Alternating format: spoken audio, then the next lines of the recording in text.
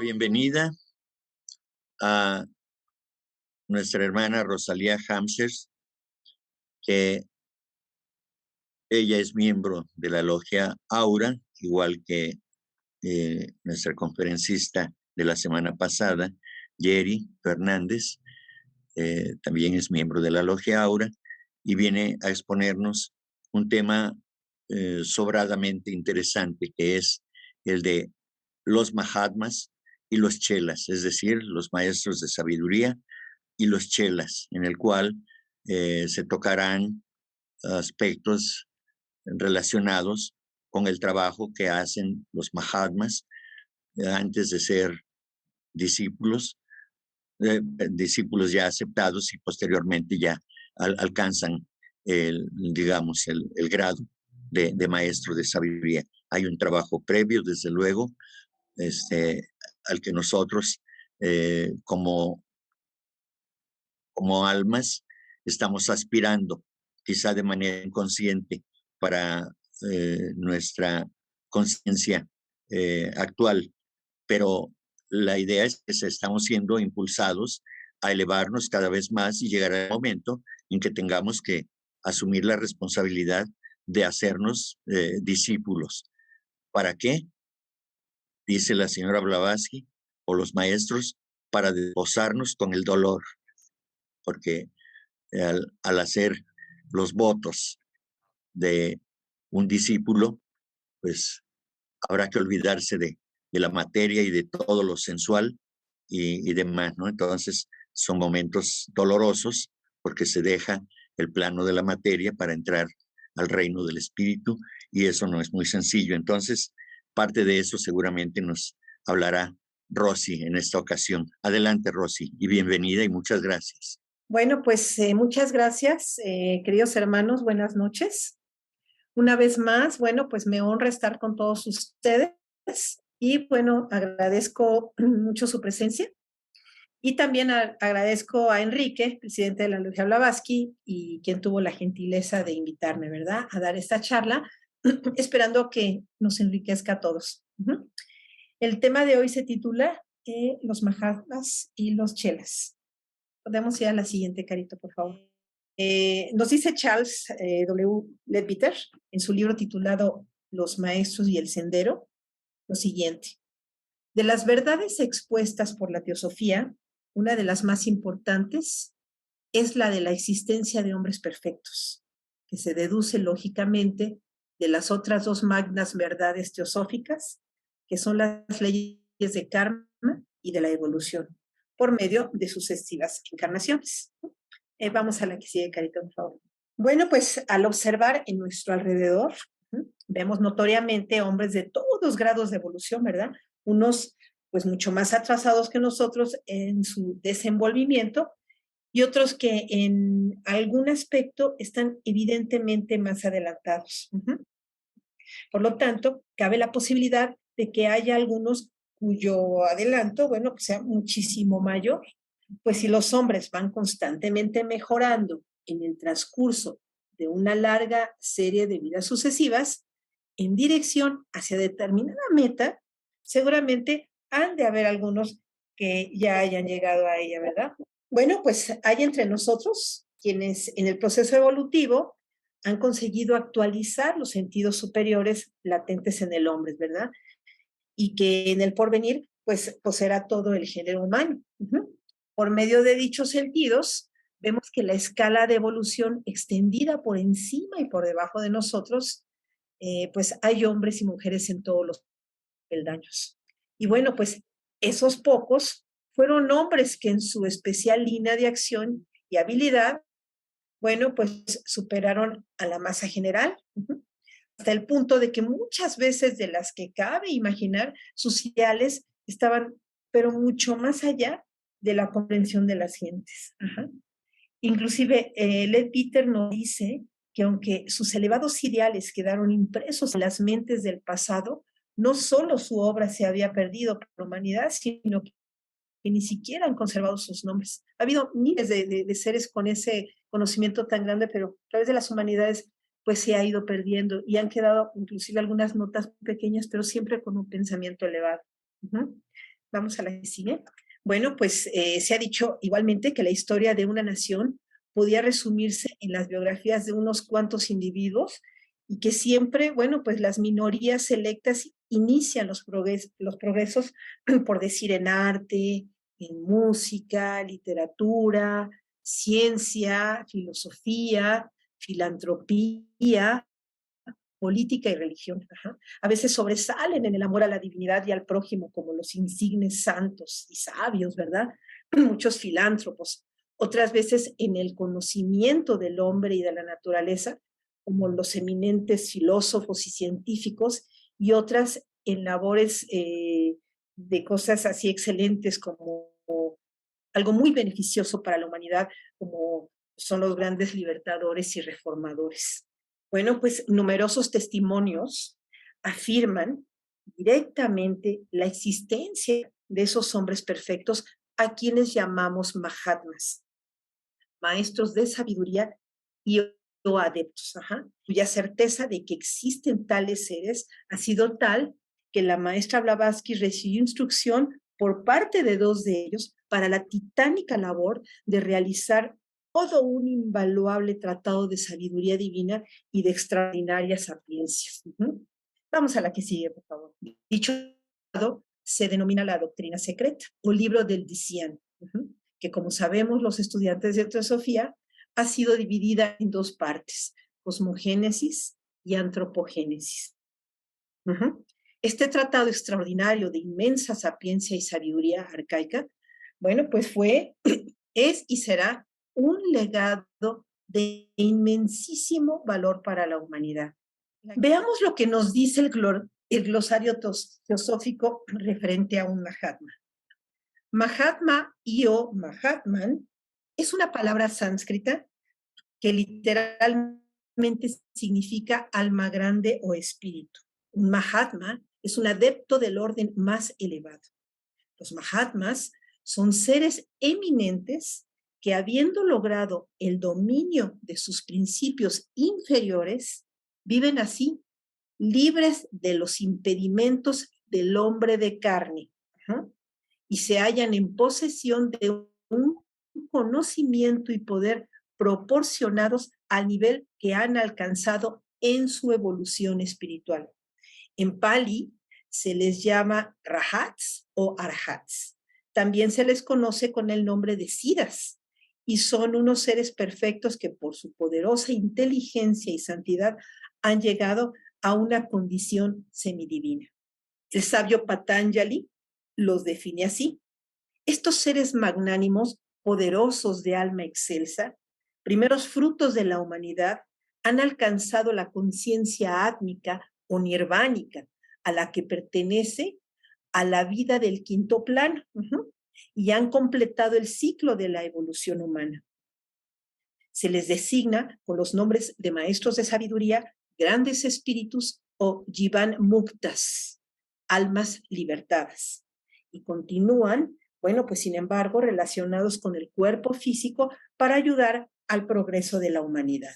Un Mahatma es un ser que mediante un entrenamiento y una educación especial, bueno, pues ha desarrollado aquellas facultades que son verdaderamente superiores y ha alcanzado ese conocimiento espiritual que por lo general la humanidad común adquiriremos después de haber pasado por una serie de innumerables reencarnaciones durante el proceso de evolución cósmica. Pero siempre y cuando, como es natural, no se oponga a los propósitos de la naturaleza, causando su propio aniquilamiento.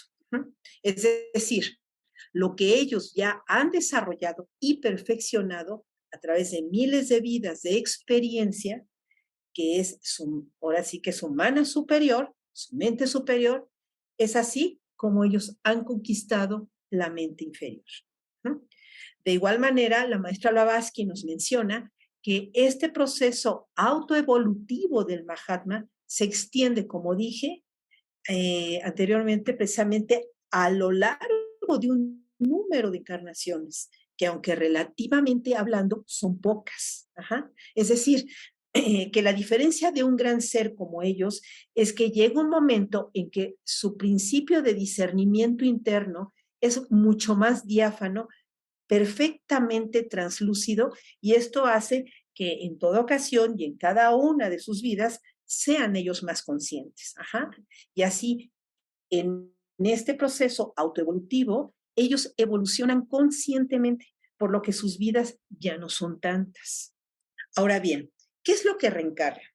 Bueno, pues según lo divulgado en la doctrina secreta, hasta donde ha sido revelada, muestra que los tres primeros principios, como sabemos, mueren, ¿verdad? Que es el cuerpo físico, el doble etéreo y el principio de prana, que es lo que llamamos la muerte física que conocemos. Ajá. Cuando su muerte física llega, los cuatro principios inferiores que vemos aquí perecen sin sufrir, ajá, porque para él son simplemente un vestido que se pone o se quita cuando quiere. Ajá. El cuarto principio, que es Kamamanas, vehículo de emociones, deseos y pasiones, junto a las porciones inferiores del quinto principio, donde residen las tendencias animales, tiene su morada en Kamaloka, donde sufre la agonía de la desintegración proporcionalmente a la intensidad de esos deseos inferiores. Ajá. Bueno, pues mientras que el mana superior, es decir, el hombre puro, que es el que está asociado con el sexto y séptimo principios, es quien entra en Devachan, para gozar allí, bueno, pues de los efectos de su buen karma. Y luego reencarnarse después en una individualidad superior. ¿Podrías leer esto por mí, Carito? Claro. Ahora ya es una entidad que está pasando por el entrenamiento oculto en sus vidas sucesivas, pero gradualmente, en cada encarnación, el manas inferior se reduce más y más hasta que llega el momento en que su manas completo, siendo de un carácter totalmente elevado, se centrará en la individualidad superior. Y entonces podremos decir que esta persona se ha convertido en un Mahatma. Gracias, Carito. Bueno, pues así, el verdadero Mahatma no es entonces su cuerpo físico.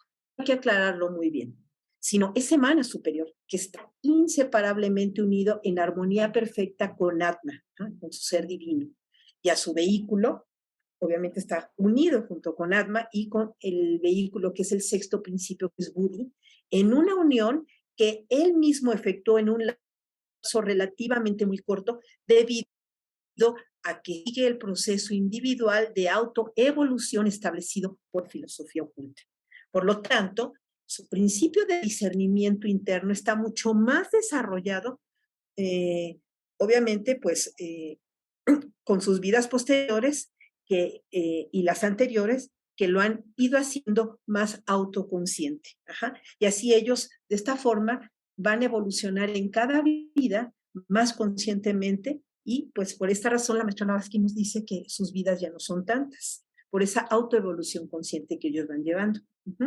En la carta 31, el maestro KH hace una referencia muy interesante y dice que en la vida de un adepto, las dificultades por las que ha pasado son 1000 veces recompensadas, y para adquirir un mayor conocimiento, bueno, pues ya no se tiene que recurrir a un minucioso y lento proceso de investigación y de comparación de diferentes materias en sí, sino que se les concede una instantánea y expresa percepción de toda la verdad primordial. O sea, ellos pueden penetrar a todo esto y ya no necesitan hacer una investigación física, porque ellos ya traen ese conocimiento interior en su mana superior. De igual manera, el propio maestro KH nos dice: el adepto ve, siente y vive en la misma fuente de todas las verdades fundamentales. Ajá. La esencia espiritual universal de la naturaleza. Es decir, que él es uno con esa vida, una infinita y universal. Ajá. Y esto me gustaría repetirlo porque pues cuando el maestro KH esto nos lo explica, y es tan profundo que lo tuve que leer que dos veces, y es cuando en realidad entendí exactamente que ese adepto, en esa vibración, en ese plano, en ese instante donde él está vibrando para toda la humanidad. Aquí dice, como dice el maestro Cache, el adepto ve, siente y vive en la misma fuente de todas las verdades fundamentales, la esencia espiritual universal de la naturaleza. Es decir, como dijimos, que él es uno con esa vida una infinita y universal. Vamos a la que sigue, Carito, por favor. Sin embargo, cuando las personas expresan el deseo de ver a un Mahatma, pues en realidad parecen no entender lo que están diciendo, ¿verdad? La maestra Blavatsky nos señala de que muchos confunden esto y nos hace algunos cuestionamientos. ¿Listos?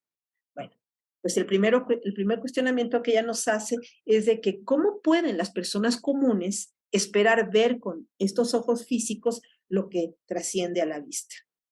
Esto es debido a que pues obviamente a los que van y a los que ruegan ver a esas personas es solamente una mera cáscara, una máscara. O sea, esas personas solamente desean ver algo físico. Entonces, bueno, pues obviamente que eso va a ser imposible. Ajá. El segundo cuestionamiento es que, ¿cómo pueden saber que tras esa máscara hay oculta una entidad elevada? El común de la humanidad no tiene desarrollado esos sentidos internos para demostrarlo. El tercer cuestionamiento es bajo qué criterios y con qué parámetro van a juzgar si Maya, o sea, que la ilusión, refleja ante ellos la imagen de un auténtico Mahatma. Y el cuarto, ¿quién puede decir que lo físico no es Maya? Y aquí enfatizamos con la vista física, que sabemos que con esa vista se puede ver absolutamente todo lo que tiene forma. La vista física ve únicamente la forma material, pero la forma es ilusoria, es engañosa e impermanente, aunque se trate de un cuerpo de un Mahatma. Las cosas, recordemos que las cosas elevadas y superiores pueden ser percibidas solamente mediante un sentido afín y relacionado con esas cosas elevadas. Por lo tanto, quien desee ver a un verdadero Mahatma deberá usar entonces su vista intelectual de su mente superior. Aquí lo podríamos definir de una mejor manera, que ahorita les voy a decir en la próxima, pero sí, en la próxima slash, pero sí es importante tener muy presente que con los sentidos físicos no vamos a poder ver algo que vibra en otra vibración, porque estamos nosotros en un plano físico y no podemos superar la vista física a algo que vibra diferente. Ajá. Pasamos a la que sigue, por favor. Bueno, pues aquella persona, como dijimos, debe elevar su mente superior, su mana superior, o sea, de manera tal que todos los velos mayábicos, es decir, las neblinas creadas por Maya, la ilusión, sean dispersadas. El verdadero Mahatma es el espíritu del Mahatma, quien se manifiesta. Por ello, para ver su verdadero ser, es necesario usar la vista del alma, es decir, la vista de mana superior. Pero obviamente no para verlo literalmente como un cuerpo físico ilusorio, sino percibirlo, porque lo que no tiene forma no puede verse, sino percibirse. Vamos a la que sigue, por favor. Así, de esta manera, su visión interna, bueno, pues será nítida, ¿verdad? Y podrá ver a los Mahatmas en cualquier sitio que esté. Por lo que nos dice también la maestra Blavatsky que una vez que ellos, ya habiéndose fusionado con el sexto y séptimo principios, que son Buddha y Atma, los maestros de sabiduría, al fusionarse ellos con estos principios, que son eternos y omnipresentes, podemos decir que los Mahatmas están por todas partes. Es importante añadir que al mismo tiempo, aunque los Mahatmas abarcan con su vista mental panorámica a toda la humanidad, no se puede esperar que noten particularmente a cada ser humano, a menos que esa persona con sus acciones especiales pues haya atraído su atención, ¿verdad? Vamos a la que sigue, por favor, Caritos. Un ejemplo análogo sería, por ejemplo, el de un escalador. que ya alcanzada la cumbre de una montaña, como aquí vemos, puede ver en la planicie completa toda la llanura, ¿correcto?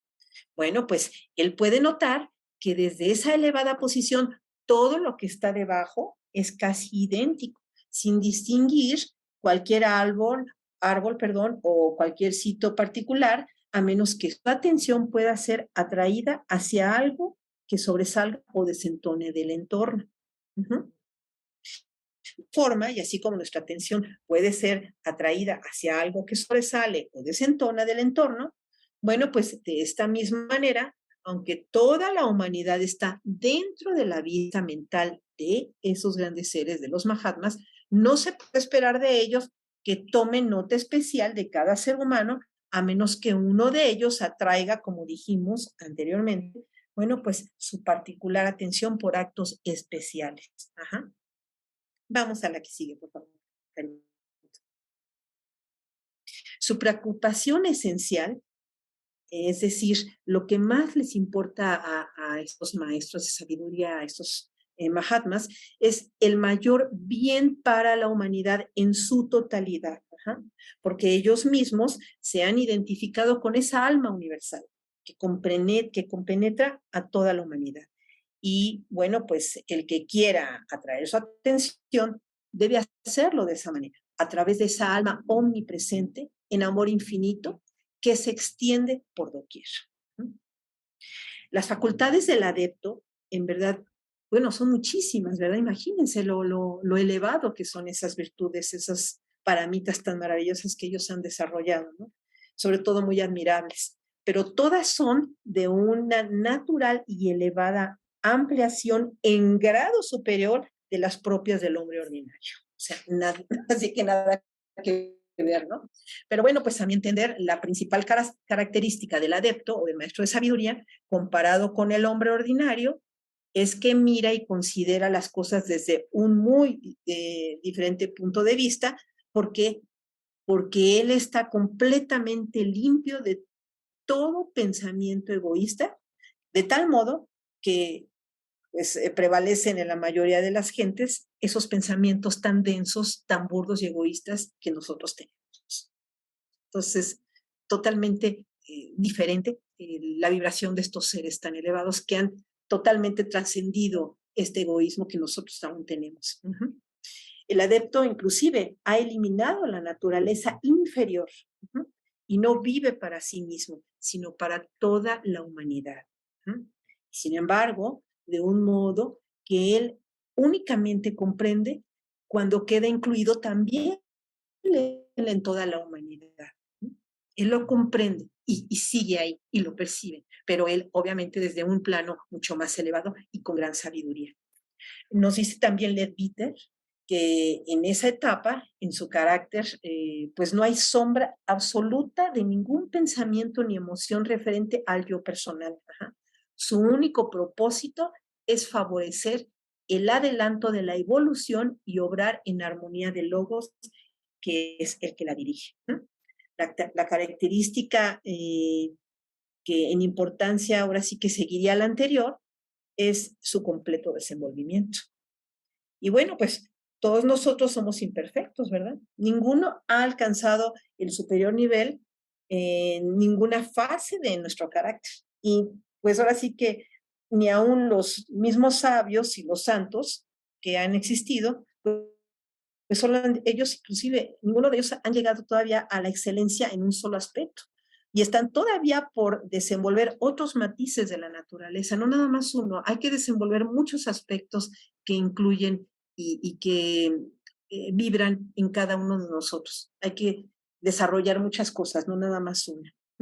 Todos poseemos el germen de las diferentes características, pero parcialmente desenvueltas, y unas en mayor grado que otras. Entonces, si somos millones de personas, algunos tienen más desarrollo en algunas y otros menos en otras. Pero ahí poco a poco iremos desarrollándolas. Vamos a la que sigue, por favor, Carito.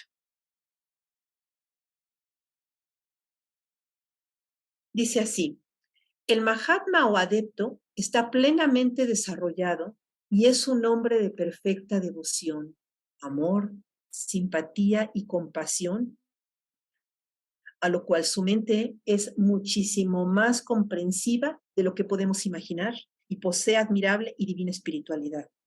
Se halla por encima y mucho más allá de todos los hombres conocidos porque está perfectamente evolucionado. La que sigue, por favor.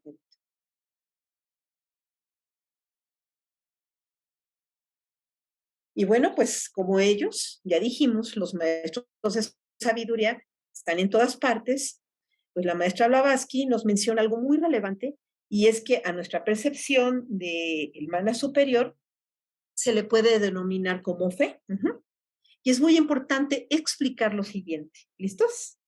Bueno, recordemos que no debemos confundir, ahora sí que la fe con la creencia ciega. La fe ciega o creencia ciega, bueno, es una expresión usada a menudo.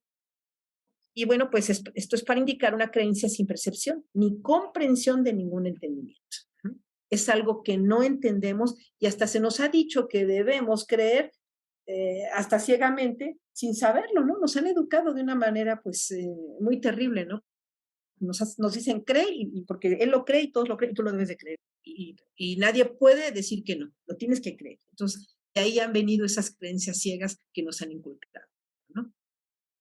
Pero obviamente, como dije, es algo que no entendemos y como se nos ha dicho que debemos de creer ciegamente sin saberlo, bueno, pues mientras que la verdadera percepción de manas es muy diferente porque esa verdadera percepción es la certeza inteligente e iluminada, así lo dice la otra Blavatsky. Y bueno, pues esto es una percepción de tal convicción, es una percepción, voy a repetir, de tal convicción que deviene de un conocimiento previo y que ya ha sido plenamente experimentado e intuido por Buddhi, nuestro Buddhi personal, y que es el verdadero significado y sentido de la palabra fe. Es importante resaltar que aparte de esa seguridad, de ese conocimiento interno que nosotros tenemos, la fe no solo es una creencia, sino la convicción que tu ser ya lo sabe interiormente. Es una certeza. Esa es la diferencia de la fe ciega, de algo que sabemos, conocemos y hemos experimentado. No hay vuelta de hoja, lo conocemos, nuestro Buddhi lo reconoce porque nuestro interno lo sabe. Así la diferencia entre creerlo y saberlo es efectivamente, como dije, esa certeza inequívoca e indudable. Cada quien lo sentirá y lo percibirá, bueno, pues según su estado de conciencia, ¿verdad? Y obviamente no es que todos tengan mi certeza, ya que es algo muy individual. Los propios Mahatmas nos expresan que esta certeza debe de ser acompañada por el conocimiento. ¿Y cómo se adquiere? Bueno, pues por la experiencia propia, ¿verdad? Ya que así, de esta manera, es manifiesto el verdadero conocimiento que conlleva a la fe. El mismo Buda decía, no creas nada de lo que te digo, y la maestra Blavatsky igual, vívelo y experiméntalo. Y tu propia experiencia es la que te va a dar la respuesta. Recordemos, bueno, pues que la fe es la percepción de manas, ¿verdad? El quinto principio. Mientras que el conocimiento, en el verdadero sentido de la palabra, es la capacidad del intelecto. Es decir, la percepción espiritual de la mente superior. Y bueno, pues en síntesis y recapitulando, la individualidad superior humana, compuesta por su mana superior y el sexto y el séptimo principio, que sabemos que es Buddhi y Atma, bueno, pues deben trabajar como una unidad y solo entonces podremos obtener sabiduría divina. ¿Cómo? Con perfecta certeza, ya que las cosas superiores solo pueden ser perceptibles única y mediante las facultades divinas. Vamos a la que sigue, por favor, Carito. Bueno, pues los Mahatmas, de forma unánime, nos responden que todos ellos, no hace mucho tiempo, bueno, pues ellos estaban en donde ahora estamos nosotros. Ellos se elevaron sobre las filas de la ordinaria humanidad y nos dicen que con el tiempo seremos lo que ellos son y que la vida evoluciona gradualmente en progresión ascendente, mucho más allá de cuanto podemos concebir, hasta que llegue un momento en que podamos identificarnos con la divinidad. Más allá del reino humano, bueno, están los superhombres, y en su ascenso, pues el ego superior va poco a poco dominando los vehículos personales hasta identificarlos consigo. Es entonces cuando comienza la mónada a dominar al ego. Y ahora el ser superior o Atma se identifica con la mónada y obtiene el hombre el resultado final de su descenso a la materia, es decir, que se convierte en superhombre o adepto. Y bueno, pues por vez primera, entonces es así como entra en la vida real, ¿verdad?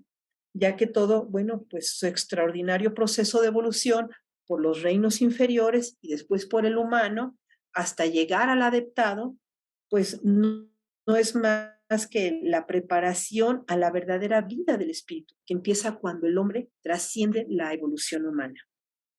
Vamos a la que sigue, por favor, Fedito.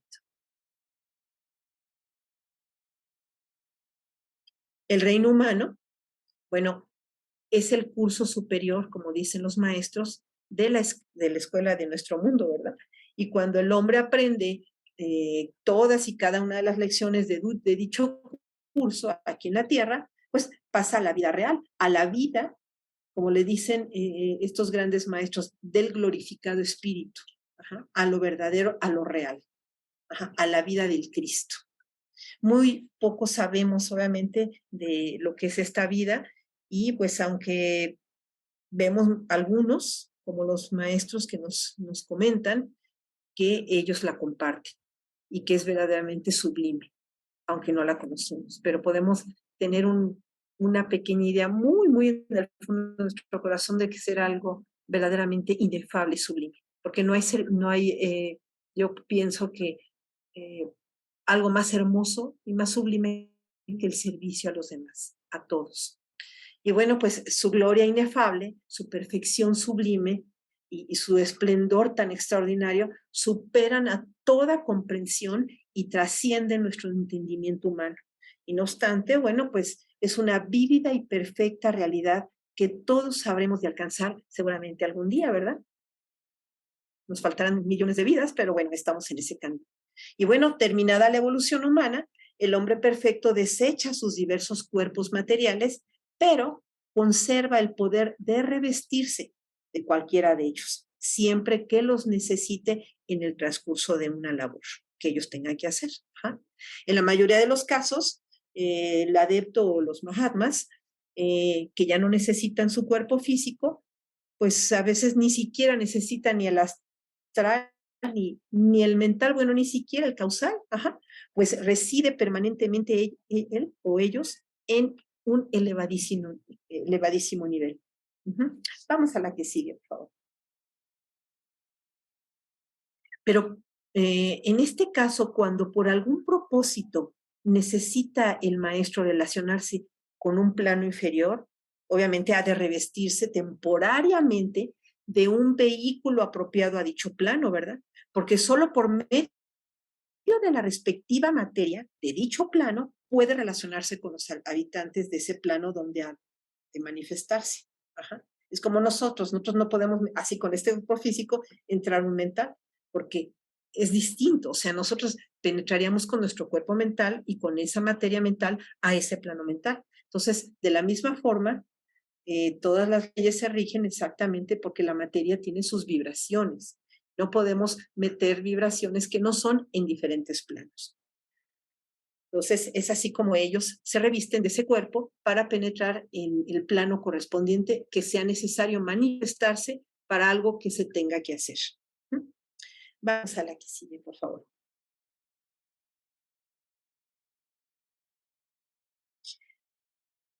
Y bueno, pues antes de proseguir, cuando algún propósito necesita, en este caso, relacionarse con un plano inferior, por ejemplo, si un maestro necesita pasar a un plano inferior, bueno, como dijimos, se tiene que revestir temporalmente, ¿verdad? De esta materia para poder manifestarse. Pero inclusive si desea conversar con los hombres del mundo físico, bueno, pues ha de asumir un cuerpo físico, ¿verdad? Como lo comentamos, y por lo menos materializarse, aunque sea parcialmente, porque de lo contrario, pues no podría hablar. De la propia suerte, que si desea impresionar nuestra mente, ha de revestirse de un cuerpo mental, como lo mencioné, y bueno, siempre que su labor requiera por instrumento un vehículo inferior, puede asumirlo, pero como dijimos, solo lo retiene temporalmente. Ajá. Y bueno, pues para concluir, hermanos, es fundamental saber que el deseo que debe mover e inducir a un individuo a buscar el discipulado, o sea, a pedir ser aceptado como chela, es el comprender cómo opera la ley de evolución cósmica. Ajá. Para así poder trabajar en armonía con la naturaleza en lugar de ir en contra de sus fines y de oponerse a los propósitos debido a la ignorancia, ¿verdad? Es importante que todo aspirante a chela pues, esfuerce, conozca las leyes del universo. A veces me preguntaban, pero ¿cómo podemos hacerlo? Bueno, para ser primero aspirantes a discípulos tenemos que ser estudiosos. La maestra Blavatsky dice, no podemos dar saltos porque los saltos no se dan, todo es poco a poco, pero también tiene que haber ese trabajo en nuestro intelecto. Tenemos que estudiar, no podemos tener mentes vagas ni flojas, tenemos que prepararnos, tenemos que estudiar las leyes del universo, armonizarnos con ellas, vibrar con ellas, y el hecho de vibrar con esas leyes del universo, armonizarnos con ellas, nos van a ayudar a comprender cómo son todas las demás leyes universales, la ley de reencarnación, la ley de evolución, todas esas leyes nos van a abrir un panorama extraordinario para que nosotros poco a poco podamos entrar a ese sendero como meros aspirantes. Ajá. Pero así vamos a evitar que esa ignorancia, bueno, pues nos cierre siempre las puertas, ¿verdad? Es importante que no nos opongamos, ajá, y a la evolución. No seamos un estorbo para la evolución. Siempre tenemos que estar abiertos, despiertos y sobre todo estar atentos siempre al servicio de la humanidad, absolutamente incondicional. Ajá. Por lo tanto, y bueno, pues como conclusión, hermanos, tengamos siempre muy presente que si obramos egoístamente y vamos contra la corriente de evolución, retardaremos nuestro progreso. Aunque al fin y al cabo no podremos evitarlo, ¿verdad? Porque la ley de evolución no se detiene y es el destino de toda la humanidad, alcanzar esa iluminación perfecta. Y bueno, más allá habrá otras grados y todavía planos muchísimo más incomprensibles para nosotros. Pero el hecho de continuar con el camino de la evolución y continuar con lo que nos enseñan estos grandes seres luminosos es nuestro mejor deber. Y bueno, pues una reflexión que nos comparte el maestro Dwalkul, el tibetano, dice lo siguiente. La que sigue, por favor, Carito.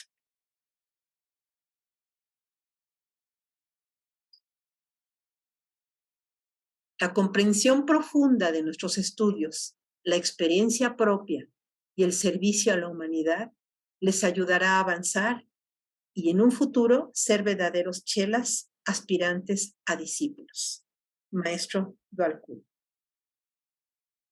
La que sigue, por favor, Carito.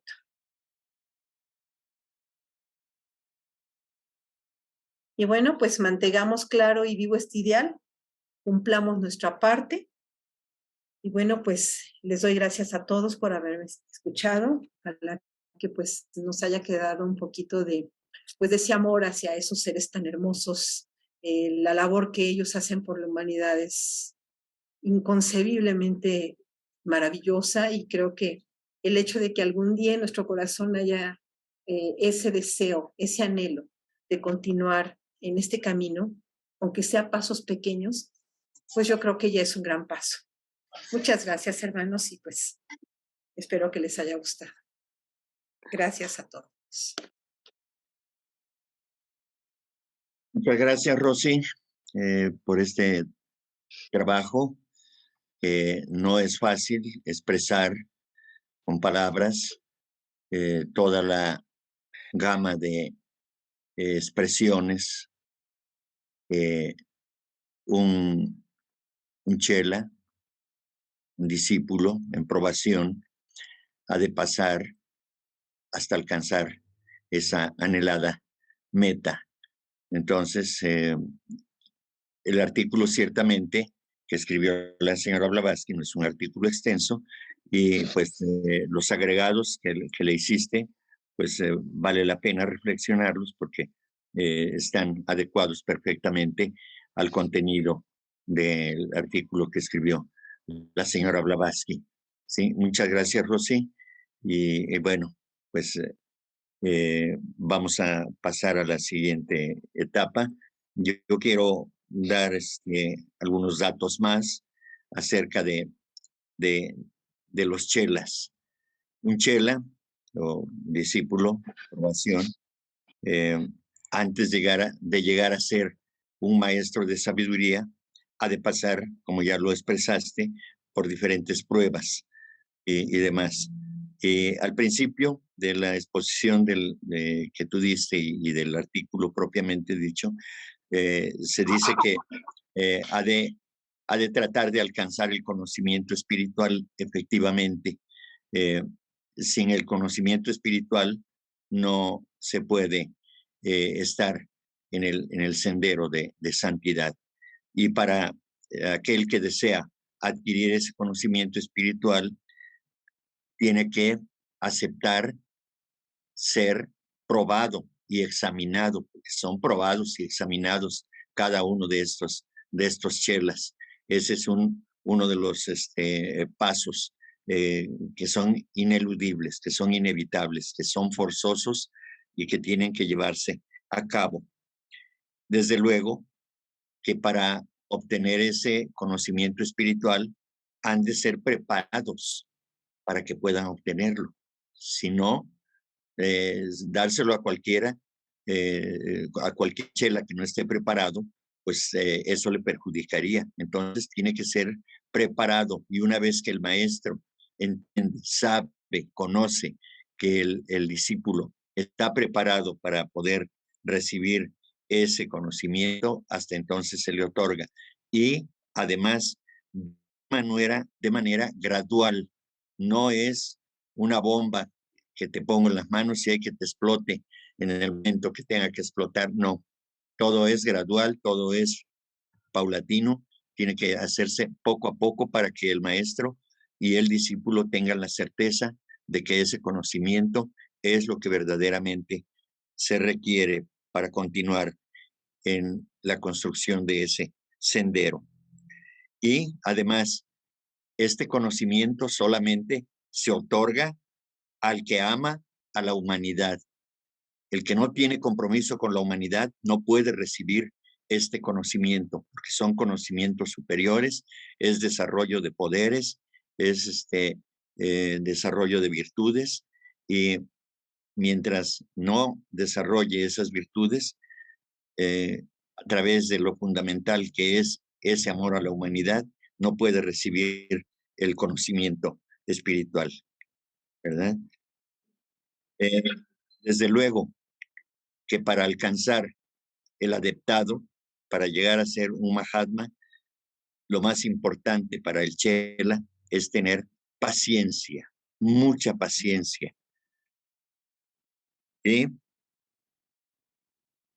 dice el maestro Kachi en este sentido, un gran designio nunca ha sido conquistado de inmediato, es decir, hay que utilizar el tiempo, la fuerza de voluntad, la entereza y el anhelo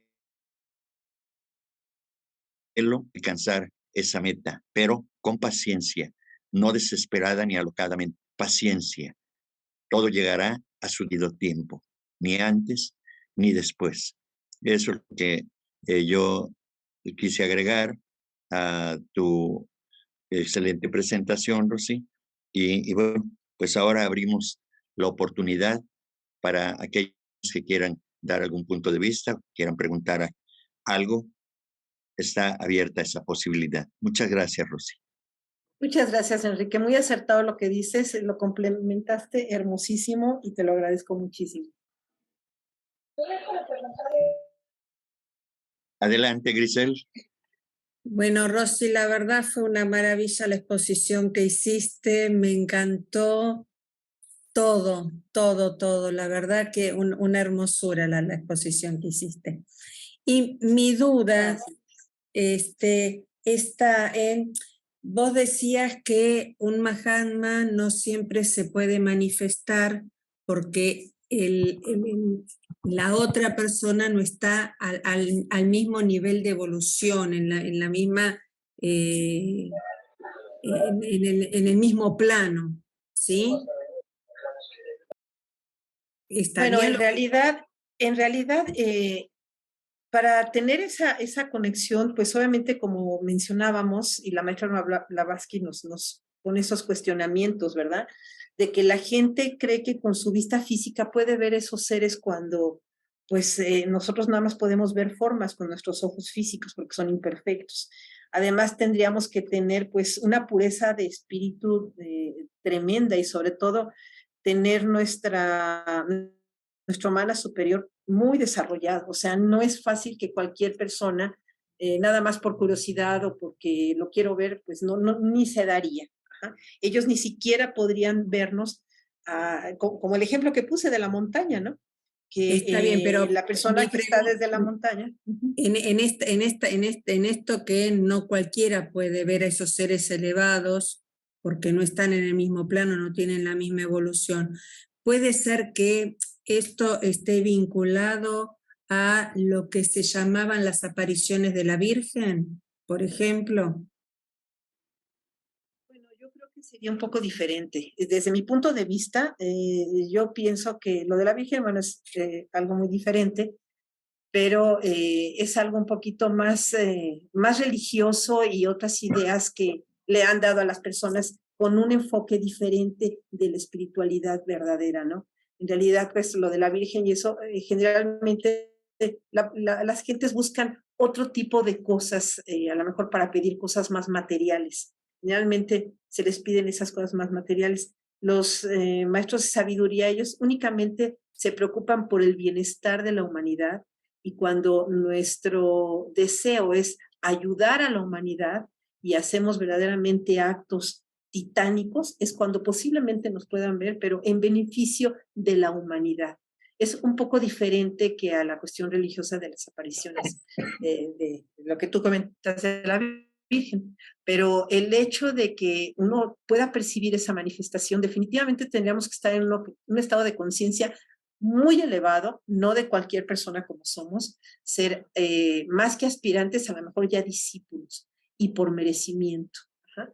Eso es lo que, bueno, yo lo pienso así. Si Enrique quisiera comentar algo aparte que me pueda apoyar. Y una pregunta, porque es una fantasía mía, que no sé si será así. Yo siempre dije que la divinidad nos puede llegar a percibir o puede llegar a partir, es la explicación que yo me encontré a partir del aura de la persona. Puede ser algo así que esto de que estos Mahatma nos pueden visualizar desde aquello alto a partir de nuestras auras. Bueno, ahí el aura en realidad se utiliza, pero para otros fines. Las personas que son videntes, por ejemplo, en el caso de Laura, ellos en tu aura pueden ver si estás enojada, si tienes alguna enfermedad, si tienes... en realidad es muy independiente. El aura es un poco diferente porque es un campo magnético donde nosotros podemos percibir, si somos videntes, algo que podemos mejorar o podemos sanar a alguien más. Pero pues no tendría nada que ver en realidad porque el aura es simplemente un campo magnético, pero nuestro interno, en nuestra pureza de amor, nuestra pureza en todo lo que vamos aprendiendo, en nuestro estado de conciencia, eso es lo que nos podría acercar más a los maestros, no exactamente el aura, aunque ellos obviamente, ellos la ven y ellos saben quiénes son más puros, quiénes son verdaderamente más genuinos, pero ni siquiera ellos se ocupan de ellos. Ellos están tan ocupados en ver algo tan grandioso, tan tremendo como es, se puede decir que casi nuestro planeta y parte de nuestro sistema solar, que pues sería ahora sí que no tan importante en el caso de ellos ver lo del aura, ¿no? Pero obviamente el aura, bueno, la tenemos todos y aquellos que desarrollan esa evidencia para el bien pueden utilizarlo, ¿no? Pero el aura sí sería otro tema un poco diferente, mi querida hermana. Gracias, Rosy, sumamente clara. Bien. Yo quisiera agregar tu pregunta, Grisel, además de lo que dijo Rosy, que en el artículo que expuso, en su exposición que hizo Rosy, viene ese punto precisamente de lo que preguntaba, ¿no? Que a un maestro de sabiduría, un Mahatma, no se le puede ver, ¿sí? Entonces, recordemos, por ejemplo, que al señor Sinet, cuando él quería ver al maestro, y él le dijo, no, nuestra comunicación será de diferentes maneras. Una es que yo pueda valerme de un discípulo para que yo le dé algún comunicado. La otra es de que en sueños yo le pueda hablar, ¿sí? Y demás, porque ellos no desperdician ni tiempo, ni energía, ni un gramo de nada para poder hacer llegar sus mensajes, ¿sí? Entonces, esto de querer ver a un Mahatma, como se explica también en el artículo, eso no va a poder ser posible, porque lo que vemos es a una persona, a un cuerpo, a una forma, y eso no es el Mahatma, eso no es el ser tan grandioso que es un Mahatma, ¿sí? Son conciencias espirituales demasiado elevadas. Incluso creo que ni la maestra, digo, la señora Blavatsky, pudo ver físicamente. Ella podía ver en el plano astral o en los otros planos sutiles la figura del maestro que se le presentaba, pero ella estaba también en ese plano, ¿sí? Porque es tan burda la materia en la que estamos, que un ser tan delicado en su constitución molecular como es la constitución de un Mahatma, esa conciencia espiritual tan elevada, pues sufriría demasiado ese contacto con esta podredumbre en la materia en que estamos, que está infestada de toda clase de pasiones, de pensamientos burdos y bajos, pasionales completamente, ¿no? Entonces, ellos han de protegerse también en ese sentido, ¿sí? Entonces, eso sería el complemento a la respuesta que ya dio Rosy, ¿sí? Adelante, Memo. Gusto en saludarte y me siento muy honrada de tenerte por aquí. Para nada, mi querida Rosy, el honor es mío. Hola, amigos, hola, amigas. Participo en esta ocasión tratando de aportar un poco al tema. Justamente en algunas de las preguntas que se han planteado, los maestros, como digamos que, acuérdense que hay niveles en los maestros de sabiduría, los adeptos, y se llega a hablar desde adeptos de 5º grado, de 4º grado, sexto, etcétera, etcétera, hasta llegar a Mahachohan, al Cristo, Maitreya, a muchos más que son más elevados. Entonces, entre más elevados son, vienen siendo como en la cábala, son de más alto voltaje. Y el más alto voltaje para que, por ejemplo, para que llegue la corriente eléctrica y podamos conectar nuestros celulares, nuestra lavadora, tiene que estar a 127 volts, pero los cables van a 13.000 volts en la calle, ¿no? Son de la alta tensión. Entonces son de muy alta tensión. Por ahí en un artículo comentan de que incluso al tocarlo pues, podía como electrizarte. Y entonces ellos a menudo usan un cuerpo que si por ahí investiguenlo en el que se llama Mayavi Rupa. Un Rupa es una forma, ¿no? Y Mayavi es un cuerpo de Maya. Es un cuerpo que de apariencia como si fuera un holograma, pues, que es tan real que parece real, ¿no? Pero es un Mayavi Rupa, que se crea mediante una fuerza de voluntad que se llama Kriya Shakti. Nosotros tenemos ese poder también de hacerlo. De hecho, en latencia somos maestros, ¿no? Recuerden, ¿no? Sí podemos, y hay chelas o personas muy avanzadas espiritualmente que puedan, mediante el poder de Kriya Shakti, crear un Mayavi Rupa y manifestarse de esa manera. Hay la teoría, también en teosofía, hay la distinción entre Jesús, como dicen los cristianos, Jesús Cristo, como dice Roberto Carlos, ¿no? Porque en Teosofía se nos enseña que Jesús es uno y que Cristo es otro. Ojo con eso. El Cristo es el Señor Maitreya y Jesús es el Maestro Jesús, que es diferente, que sirve de vaso recipiendario para que esa energía tan grande que tiene un Cristo cósmico, que es una energía cósmica, pueda manifestarse. O sea, que alguien presta, a veces los mismos chelas facilitan su cuerpo a los maestros. Incluso la señora Blavatsky facilitaba a veces su cuerpo a uno de los maestros para escribir, por ejemplo, Isis sin velo, y que incluso la mano le cambiaba a una mano varonil. Eso lo comenta Olcott en el Monjas de un viejo diario.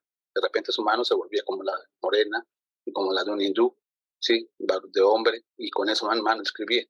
Nada más la mano era como del maestro, no de ella. Y en cuanto estaba preguntando Grisel, de que a veces ves si eso lo relacionaba con las apariciones de la Virgen, recordemos que también la creencia te hace ver cosas. O sea, también cuando hay muchos que creen en una sola cosa, se crea un egregor, o sea, se crea también una entidad etérica, un elemental, y esa energía elemental logra cobrar también figura. Entonces, esas imágenes que a menudo tienen de santos o de la Virgen, la gente cuando son muchos congregados, como era en Lourdes, en la Fátima, sobre todo en Lourdes, se dio ese fenómeno, pues sí llegan, la creencia de tanta gente llega a manifestarse. Es el previo de creer, puedes llegar a ver, creer para ver, dicen. Y tú manejaste muy bien esa es la cuestión de diferenciar la creencia, y más bien lo que son más que creyentes, crédulos. Hay gente muy crédula. Por eso hay tanto fraude, ¿no? Ojo con eso. La diferencia que tú marcaste muy bien es confianza. La confianza viene de la fe, la palabra lo dice con fe. O sea, tener fe, tienes confianza en alguien. Tienes confianza en el maestro, es un requisito que te pide, ¿no? Tener confianza en ti mismo, tener fe. Pero la fe está fundamentada en un hecho, como tú claramente lo dijiste en la práctica, de una manera muy bella. Y pues era nada más lo que quería comentar. Por ahí alguien pregunta, creo que Diana, ¿cómo se llama la compañera esta? De si los maestros, hay fotos de los maestros. Yo me atrevo a contestar la pregunta. Lo que hay son únicamente dibujos, no hay ninguna foto. Los que aparecen luego como fotos son trucadas que aparecen en internet. No hay ninguna foto de los maestros como tal. Y sí han llegado a manifestarse y a verse algunas cosas. Incluso a Olcott cuenta cómo lo llega a ver en la macería, se le aparece el maestro Moria y le regala incluso su turbante, y él conserva su turbante del maestro Moria. O sea, algunos sí han tenido ese privilegio, pero no es tan fácil. El problema de la plática como de nosotros ahorita es que estamos tratando de ver desde nuestra pequeñez, estamos tratando de ver la grandeza, la infinitud. Entonces, siempre que desde lo pequeño queremos escribir algo muy grande, hacemos caricaturas. Estamos haciendo caricaturas. Es más fácil que desde lo grande describas a lo pequeño. Entonces, sí lo haces muy bien, lo describes bien. Pero nosotros, por eso que llegamos a ese lenguaje donde no te da, donde hay que usar metáfora, donde hay que pues, un poco utilizar la intuición para tener la capacidad de ver de lo que estamos hablando. Y pues nuevamente te felicito, sobre todo yo digo que los valores son belleza, bondad y verdad. Y has hablado con muchas verdades y con suprema belleza, porque me encantan tus presentaciones, Rosy. Un abrazo desde el corazón y gracias. Gracias, Memo. Respecto a lo que comentas de lo de la fe, efectivamente es una certeza. Y recordé que en un pasaje del Maestro Jesús, cuando se acercó a un enfermo y le dice, quiero que me sanes, ¿no? Y le pone su manita y de repente pues ya está sanado, ¿no? Dices que me sanaste, es que yo no te sané, fuiste tú con tu fe.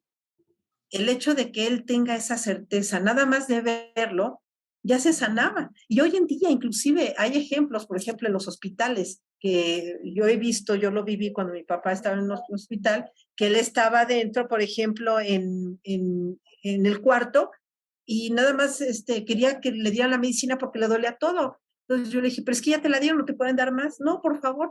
Le digo, bueno, déjame ir con el médico. Entonces entraba el doctor y dice que nada más de verlo ya se le quitaba el dolor, ¿no? Entonces es esa certeza de que tú mismo, esa fuerza interna, esa fe que es una certeza y una fuerza de conocimiento interno, es la que opera. No me gusta decir milagro porque el milagro no existe, no hay nada que sobrepase la naturaleza, sino eres tú mismo con esa fuerza el que lo crea, el que lo manifiesta. Inclusive lo que decía mi hermanita Grisel de lo de la Virgen, como tú dices, son fuerzas tan grandes del ideal de toda la gente de crearlo, que se manifiestan los elementales. Y no sé si está bien que comente ahorita, así haciendo un paréntesis, lo que sucedió. Yo en lo personal pienso esto, cuando fue lo del ahora el 19 de septiembre, sabemos de que pues se hacen aquí en México, se hacen simulacros, pero yo digo, bueno, pues se puede hacer en otra fecha, no está bien que se haga porque la gente se tiene que preparar por lo del terremoto que hubo, pero yo creo, ustedes como saben, pues volvió a suceder, ¿no? Y es que la gente piensa tanto, imagínense todos los millones de personas que estamos en la Ciudad de México, los que están fuera de México, en otros países y en todo el mundo, de estar pensando tanto en eso, bueno, pues lo atrajo y se manifestó. Entonces, pues la mente es tremenda y sobre todo, pues cuando tiene esa certeza de algo que ya y simplemente lo está afirmando, lo está decretando, se manifiesta. Como tú dices, se mueven elementales. Eso es lo que yo pienso, ¿no?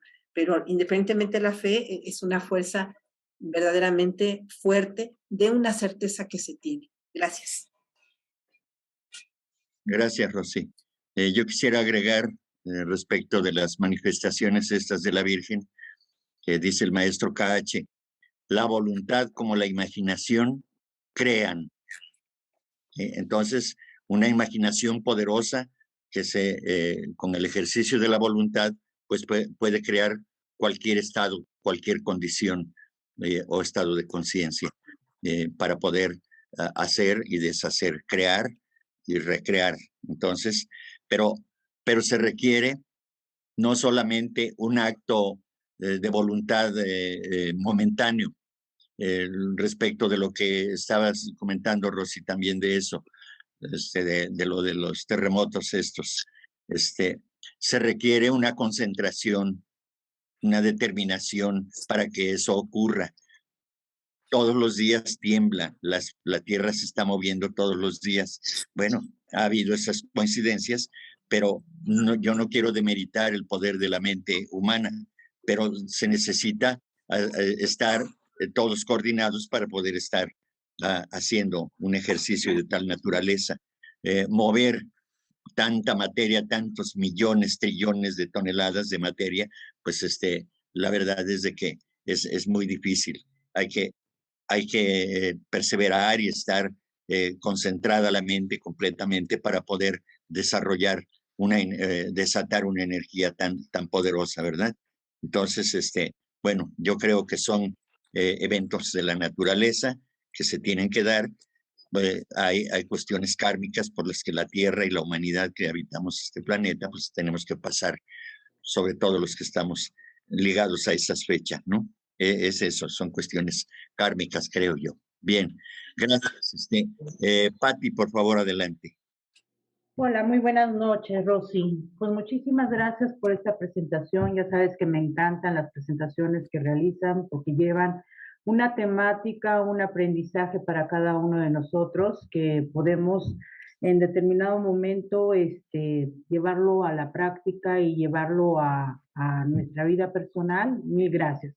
Yo tengo solamente dos preguntas para ti. La primera es el hecho de un chela implica demasiado, de cierta manera, en su camino de evolución hacia lo que sería el aprendizaje, lo que son muchas pruebas. Muchos de ellos desertan, ¿no? Porque pues al final de cuentas su fe, su esperanza, pues no la ponen al 100%, ¿no?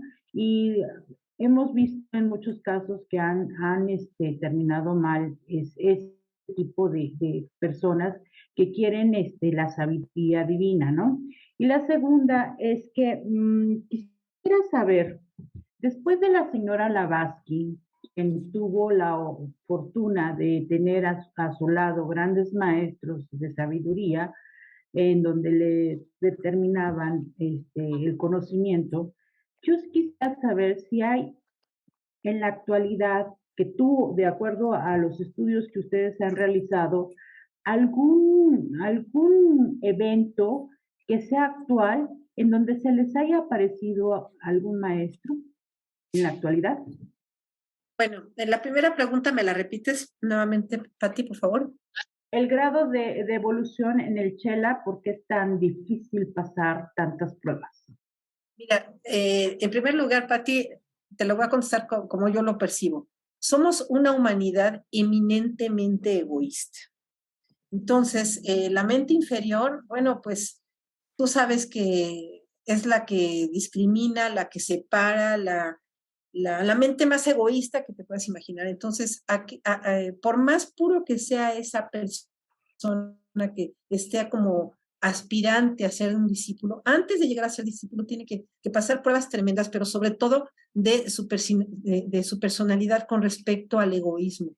Es muy difícil, creo que es uno de los más, este aspecto del egoísmo es lo que muchas veces, inclusive ya siendo discípulos, por un ápice de egoísmo, los regresan al principio. A veces les lamentablemente llegan al precio, lamentablemente cuando ya llegan a cierto grado de ser discípulos y entonces esta cuestión del ego espiritual, de que yo soy más y que yo sé y eso, con eso acaban. Ese es lo que es el egoísmo y ese ego espiritual que en cierto momento de su chelado empiezan con estas fuerzas que los hacen saber como que son mejores. Lo he visto en algunas ocasiones, hasta el mismo Krishnamurti lo mencionaba, que todo estos dos factores son los que más han regresado al Chela, a donde estaba. Entonces, hay muchos más factores, ¿no? Pero hay que tener una fuerza de voluntad y un amor infinito a la humanidad y sobre todo de total incondicionalidad. Sobre todo, renunciar absolutamente a todo tipo de gratificación, premio y todo, totalmente hacerlo porque es tu deber y se acabó. ¿No? Que viene, obviamente existe una ley que es la ley de retribución, pero no estar esperando de que porque hiciste algo bien ya viene, deja esa retribución que opere. Y si tu corazón es grande, como dice el maestro KH, cuando venga esa retribución, mándala a todos los seres vulnerables, a todos los seres desvalidos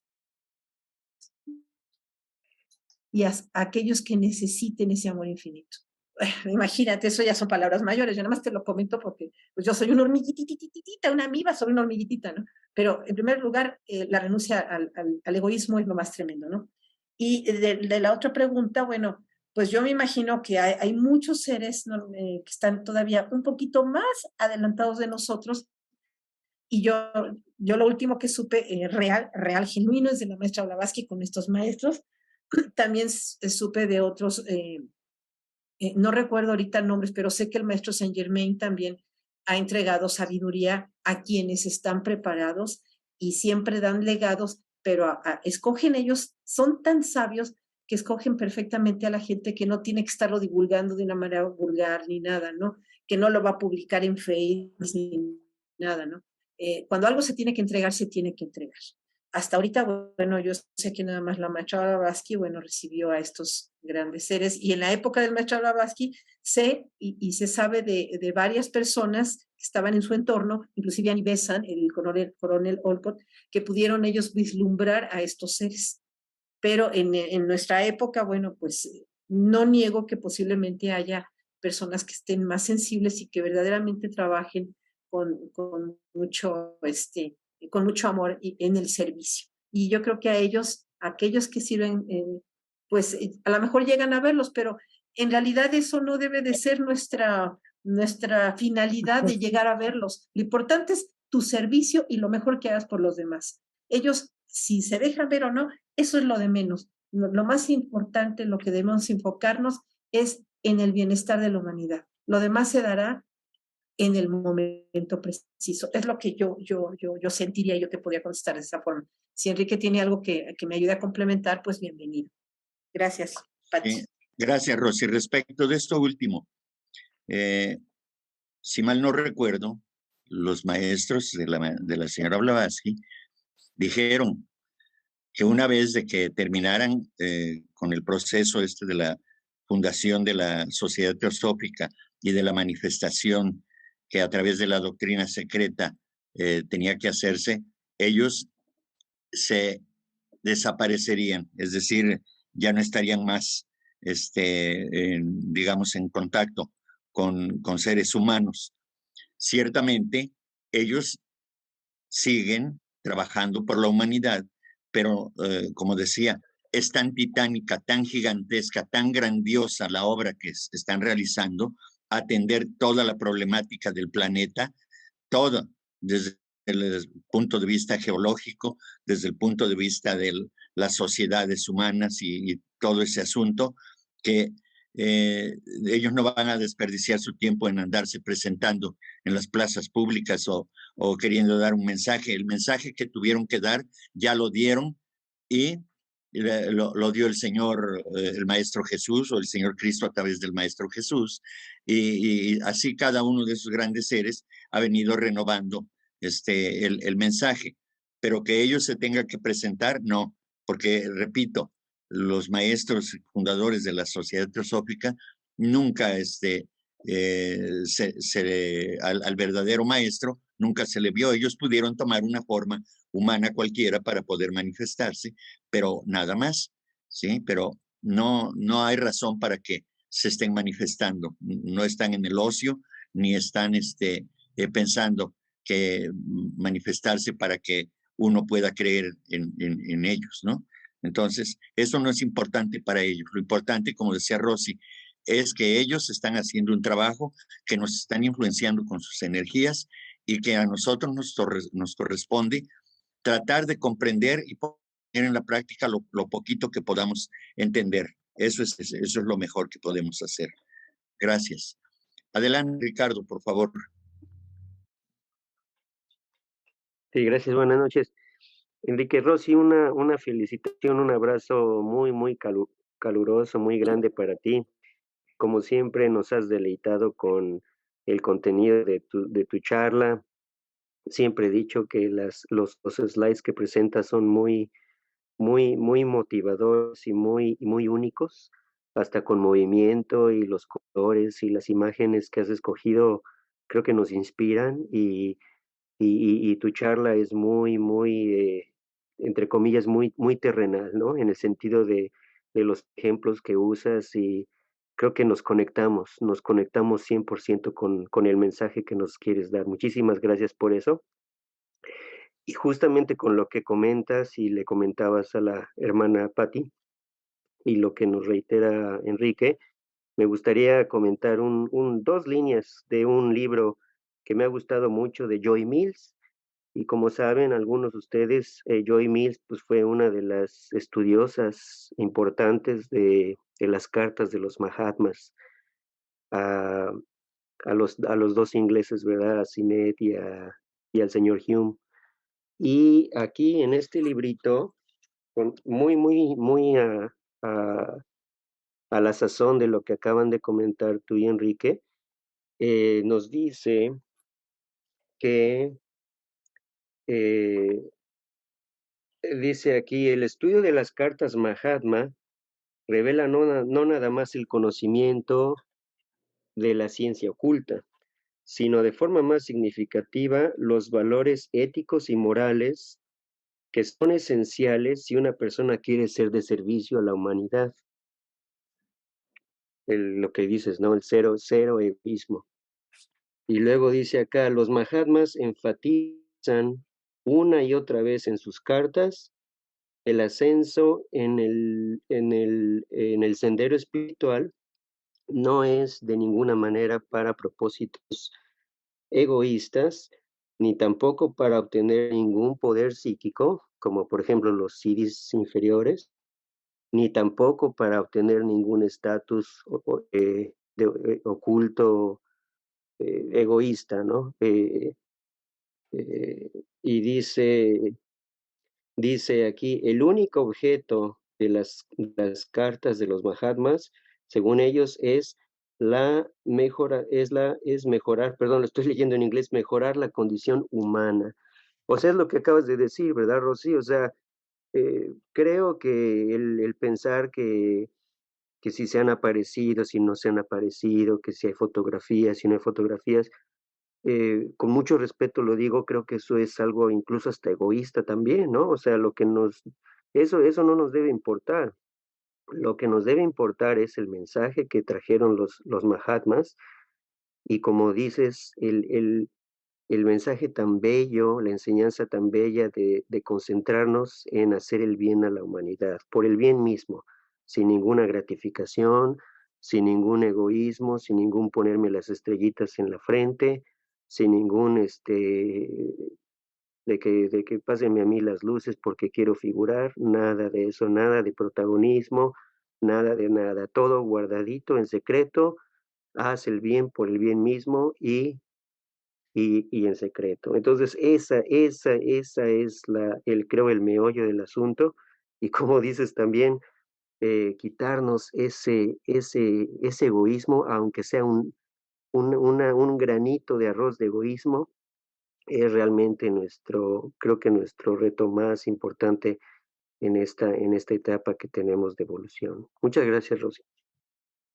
Rick, muchísimas gracias. Lo que mencionas, extraordinario. Y como dice, por ahí en la Biblia dice que tu mano izquierda no sepa lo que hace la derecha o viceversa, algo así, ¿no? Pero lo importante aquí es de que nuestra vista no se deba de desviar por tratar de ver a algún maestro hermoso por hacer nuestro trabajo. Nuestro trabajo debe ser lo primero, nuestro servicio, y no estar pendientes de verlos. En una ocasión, una persona nos platicó una pequeña anécdota rapidísimo que les digo, y nos hizo una pregunta y pues todos se quedaron de a 6. Si te preguntaran a ti, imagínate que tú estás en una sala meditando, ¿no? Y de repente aparece, no sé, el Maestro Jesús, ¿no? ¿Qué harías tú? En ese momento te están tocando la puerta porque pues hay personas que tú alimentas, les ayudas, es gente que no tiene recursos y que vienen día a día y tú les das un pan. ¿Qué harías en ese momento? Te están tocando, pero acaba de aparecer el maestro, ¿no? Entonces, ¿qué harías? ¿Te quedarías con el maestro o irías a atender a las personas?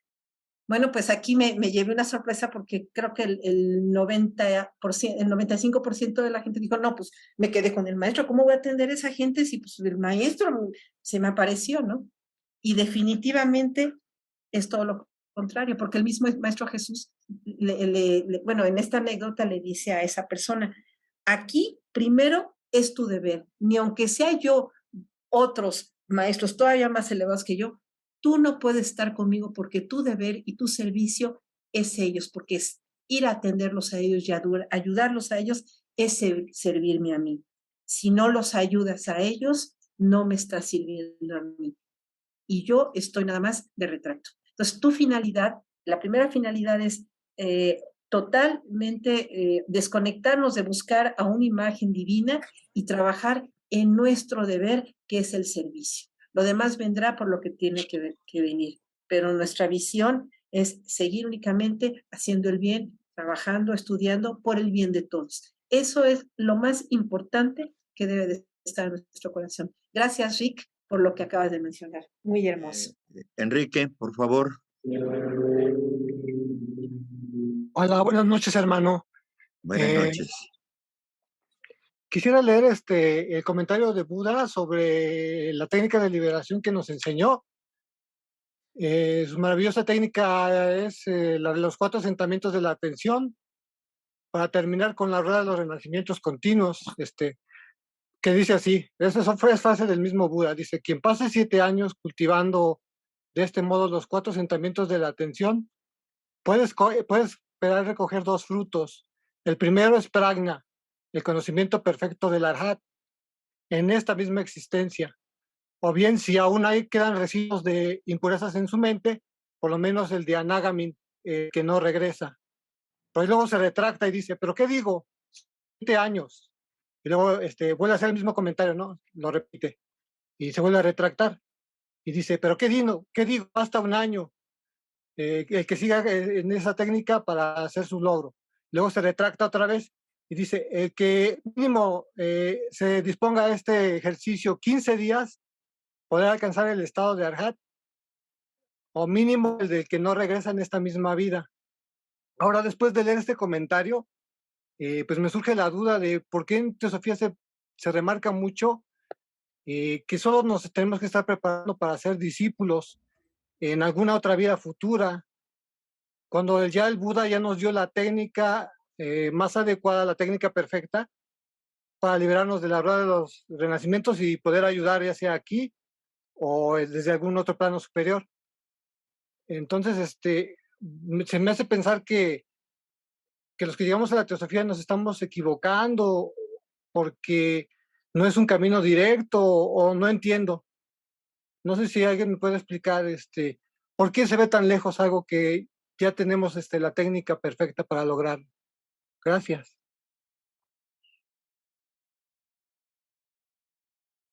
¿Quieres que le conteste, Rosy? ¿Tienes el micrófono apagado, Rosy? Perdón, nada más digo algo rápido y ahorita sí me gustaría que Enrique me apoye. Yo te puedo decir que nadie tiene la verdad completa. Ahora, lo que el señor Buda es sublime, sublime. Pero hay millones de personas que no tienen ni la menor idea de lo que son las 4 nobles verdades ni el óctuple sendero. Si todo el planeta lo supiera, bueno, yo creo que iríamos en otro camino, ¿verdad? Pero hay mucha gente que desconoce y hay diferentes estados de conciencia y hay muchísimas seres humanos que tienen que vivir otros procesos. Unos todavía tienen que estar en una cuestión religiosa, o sea, no puede haber lo mismo para todos. Somos diferentes estados de conciencia y hay grados y grados, niveles y niveles. En la teosofía nos está enseñando a muchos que estudian esta sabiduría, bueno, pues herramientas extraordinarias que nos van a ayudar y que a nosotros a través de este estudio podemos ayudar a otros a empezar a trabajar en su concientización. Pero aquí que bueno, pues lo que enseña el señor Buda no es gente cristiana, por ejemplo, no tienen ni la más mínima idea, los musulmanes tampoco, pero tienen en el grado donde están o en el nivel donde están por esta encarnación, hay algo que ellos tienen que aprender. A lo mejor un cristiano nunca va a aprender las 4 nobles verdades, pero por su karma, donde se encuentra, es algo que antes de venir aquí al planeta, él tenía que venir a fortalecer algo en esa encarnación y con esa religión o sin religión, pero todos estamos de manera tan perfectamente bien acomodados porque todos tenemos un plan divino y no debe de ser igual a todos, pero a través de ese plan divino cada quien tendremos que venir a desarrollar lo que nos toque en esta encarnación. Eso es lo que yo podría decir. Ahora sí, Enrique, pues me apoya. Adelante, Enrique. Sí, gracias, Rosy. Complementando lo que decías y refiriéndome a lo que pregunta mi tocayo. Desde luego que esos mensajes, igual que los que da Krishnamurti, y ahorita explico a qué me refiero, esos mensajes, esas instrucciones del señor Buda, no son para el común de la gente, porque siendo un ser tan elevado, tan sabio, no va a poner la pólvora en manos de un ignorante, de un niño que se va a hacer daño, ¿sí? Esos mensajes son para aquellos que comprenden esas grandes verdades y que ya están en la posibilidad de dar el paso final, el triunfo, ¿no? De alcanzar la meta, ¿sí? La teosofía, como nosotros la vemos aquí, pues es apenas como se ilustra en Isis sin velo, que apenas se está desvelando, se está develando, apenas es una rendijita por la que podemos percibir con nuestras pequeñas mentes y nuestra pequeña comprensión la gran sabiduría que es la teosofía. Es decir, la teosofía, dice Blavatsky, es la quinta esencia del conocimiento, es decir, lo máximo, lo mejor de lo mejor es la teosofía. El señor Buda, con sus enseñanzas, es lo que más se acerca, con sus sublimes enseñanzas, es lo que más se acerca a la verdadera teosofía. Lo que nosotros estamos estudiando es apenas un atisbo, un pequeño rayito de luz de la verdadera teosofía, ¿sí? Para que podamos distinguir lo que es la teosofía, ¿sí? Entonces, esa sagrada enseñanza, ese conocimiento tan elevado, nos va llevando poco a poco. No podemos, en la evolución no se dan saltos, se va progresivamente, lentamente, porque no podemos dar un salto gigantesco cuando nuestras piernas están tan débiles, ¿sí? Es decir, nuestro conocimiento es tan pequeño, tan pobre, que eso nos reduce en lo que se estaba hablando hace rato del egoísmo. Hay tres grandes obstáculos: vanidad, egoísmo, y el más duro de todos es el orgullo, ¿sí? Apenas estamos aprendiendo a abrir los ojos y ya creemos que ya somos grandes clarividentes y podemos abarcar todo el universo con nuestra visión espiritual, cuando no sabemos ni siquiera lo primordial, que es lo básico, ¿sí? Entonces, es cuestión de interpretar, refiriéndonos a Krishnamurti y haciendo referencia también a ligando este asunto del que preguntabas, tocayo.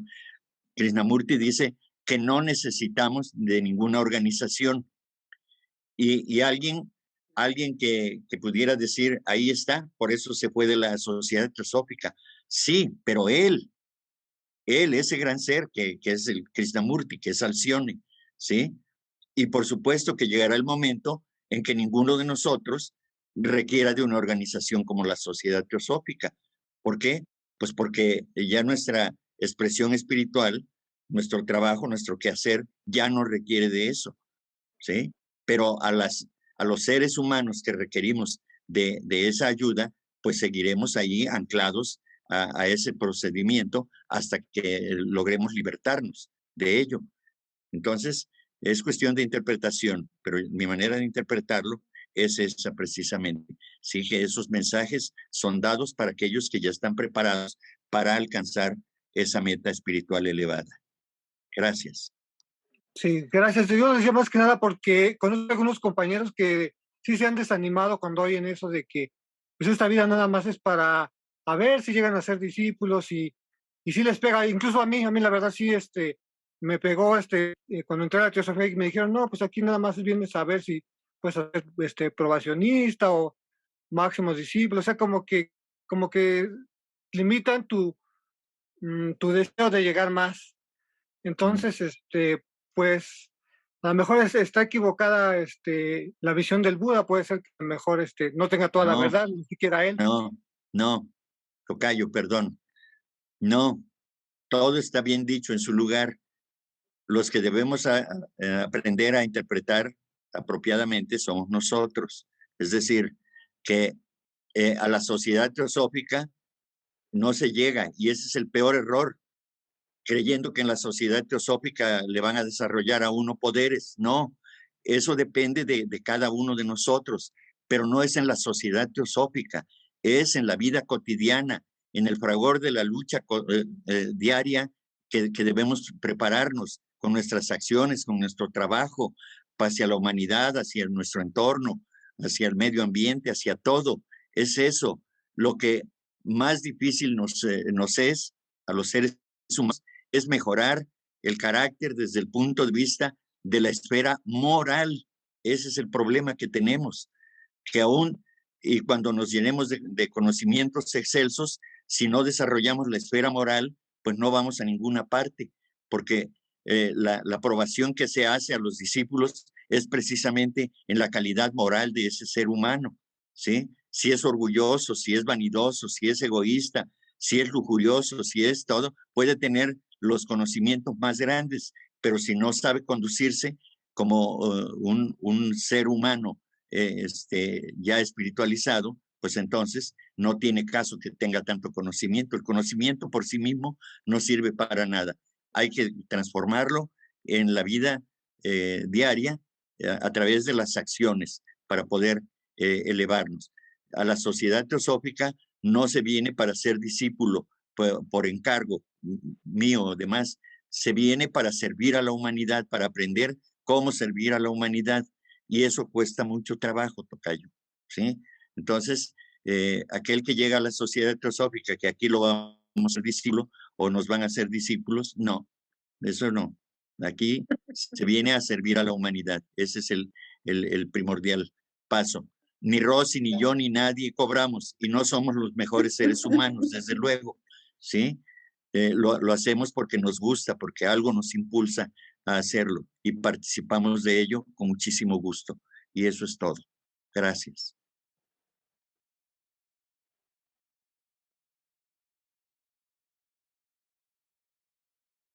Guillermo, ¿va a decir algo más? Adelante, Guillermo. Adelante, Guillermo. Sí, pues es que nos quedamos todos en un impasse, todos como quietos, congelados, dijeron, eso cancela. Mira, mi querido Enrique, me encanta que si haces preguntas a fondo, y eso es bueno. Sí, el que no pregunta jamás deja la yunta, acuérdate. Siempre hay que preguntar. A ver, ¿cómo dijiste, Memo? Está buenísimo eso. Eso siempre te ha gustado a ti, que el que no pregunta jamás deja la yunta.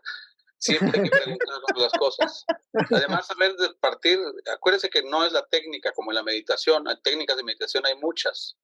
Pero recuerden que, por ejemplo, Blavatsky, el libro de la voz del silencio, lo escribe a los pocos. Y el señor Buda decía, no creas en lo que veas en un libro sagrado. Lo citaron hace rato. Ni siquiera en lo que yo digo. Fíjate, dice, ni siquiera creas en lo que él dice. Así, cree en lo que esté de acuerdo a tu criterio. Porque de otra manera caerás en ser crédulo, lo que decíamos hace rato con Rosy. Y por ahí hay alguien que tiene contacto con un lama, que es discípulo de un lama, que es amigo nuestro, nos comenta justamente que la mayoría de los lamas son bobos. O sea, aquí tendemos a ensalzar de que es un lama, viene del Tíbet o no sé qué. Y la mayoría son como los monjes de acá, o sea, ignorantes. ¿sabes? Y en el Tíbet hay muchísima ignorancia. La religión Bo es animista, espiritista, y la mayoría de los lamas están más jodidos que nosotros. Bueno, diré bastante, ¿no? Entonces tienden a creer que en el budismo es para mí la mejor escuela de desarrollo, evidentemente, pero los pocos lamas que llegan a grados altos son los que tienen aún acceso a una técnica como la que sugiere el señor Gautama Buda. La mayoría de los de a pie les está muy lejos, precisamente por lo que llama Enrique, porque apenas se sube uno a un ladrillo ya se siente uno mucho, ¿no? Ya soy iluminado, ¿no? Ya soy el rey del mundo, ¿no? Entonces, todo eso es una trampa. Entonces, no dejemos caer. Cualquiera que te invite a que te va a iluminar o que te vas a tener contacto con maestros y en 7 días es marketing, nada más. Y la mayoría de las veces te van a sacar el dinero. No por nada, pero están los de Amor, los de Ramta, hay un montón de asociaciones que tú pagas y te hacen creer incluso que como que ya estás muy elevado, pero la verdad, el verdadero camino es seguir, lo dice el mismo señor Buda, ¿no? Las 3 refugios. Uno de los refugios es el Dharma, otro la Sangha, ¿no? La iglesia, pero no es la Sangha, ni siquiera pertenecer a un grupo de asociación, como bien decía Krishnamurti. Más bien va siendo el Dharma, la acción que vamos viendo. ¿Y cómo se puede llegar a un maestro? Eso también lo sugieren los mismos maestros, hacer todas las cosas en su nombre. Hay gente que dice en el nombre de Jesús, te doy eso. También puedes decir, tú te agrada al señor Buda, pues en el nombre de Buda, en el nombre del maestro Kachi, si tú quieres que te agarre, ahí lo llamas, ahí lo estamos uno llamando. Haces tus buenas obras y tus acciones morales y éticas, no en tu nombre ni en tu beneficio, al servicio de él y en su nombre, dicen en su sagrado nombre, dirán algunos, ¿no? Entonces esa sería la forma. Pero el camino, pues, evidentemente, es lejos. Cualquiera que diga que va a ser muy fácil, normalmente se está autoengañando. No, el camino es escarpado. Dice ese texto de la escalera de oro de Blavatsky. Es el camino escarpado, donde hay dragones, ¿no? ¿Qué dragones? O sea, hay que vencer muchos dragones de las emociones, sobre todo. Y pues la verdad, si uno se mide, está uno bastante lejos de estar a un nivel de siquiera de un chela o de un discípulo. ¿verdad? Discípulo viene de disciplina, lo que menos tenemos es disciplina. Cuando ni siquiera verlo, ni en la comida lo podemos ver, no podemos evitar comer el pan. Somos adictos al clonazepam, al diazepam o al café con pan. No digas, no hables. Calla. Sí, es cierto. Y si ahí se ve que no tenemos disciplina y discípulo viene de disciplina. ¿Cómo vamos a ser discípulos de un maestro si no sabemos de disciplinarnos para levantarnos temprano, para hacer ejercicios, para bajar de peso, para dejar muchas cosas que nuestros pequeños vicios que tenemos? No nos quitamos. Mientras no nos quitemos es soñar guajiramente, pensar que vamos a ir más elevado. Y bien hacemos en que no nos den más armas porque le vamos a utilizar para el mal. Eso pienso. Y gracias perdón por su tiempo, por abusar de su tiempo. Sí, nada más quería mencionar que esta técnica fue dada también a los monjes laicos, o sea, los que según se iluminaban, pero no iban a los monasterios, sino que dentro de su vida cotidiana, lavando platos o lo que sea que tuvieran que hacer, barriendo, podían utilizar esta técnica Pero igual, a lo mejor tienes razón y me lo estoy tomando muy en serio y a lo mejor esa técnica nada más era para los bhikkhus, ¿no? Para los monjes que realmente están recluidos. A lo mejor es falta puntualizar esto, ¿no? Y puede haber monjes laicos, o sea, como bien dices, puede haber gente que no esté dentro de una organización y pueda hacer una labor más grande de sacrificio por su familia, por su comunidad y tener un avance más espiritual. No seríamos como los cristianos que piensan que nada más los que van a misa están salvos, ¿no? No es cierto, es él el quien cumple con su deber, quien cumple su dharma, ¿no? Precisamente es el camino del dharma, que es todo como para una buena conferencia, entender lo que es dharma. Bueno, gracias. Sí, gracias, Guillermo. Gracias. Gracias, Memo, y gracias, Quique. Gracias, Rosy. Peter, creo que quería decir algo. Adelante, Petercito. Adelante, Peter. Muy buenas noches a todos y gracias por estar aquí en esta labor de servicio que nos une a todos. Desde luego agradecerle a nuestra querida hermana que siempre hace un gran trabajo. Yo aquí veo cómo se desvela haciendo el trabajo y pues bueno, realmente se agradece el esfuerzo que realmente es desinteresado y es para tratar de agasajarnos a todos con pues, sus palabras, con su entonación, con su matiz de ideas. Muchas gracias.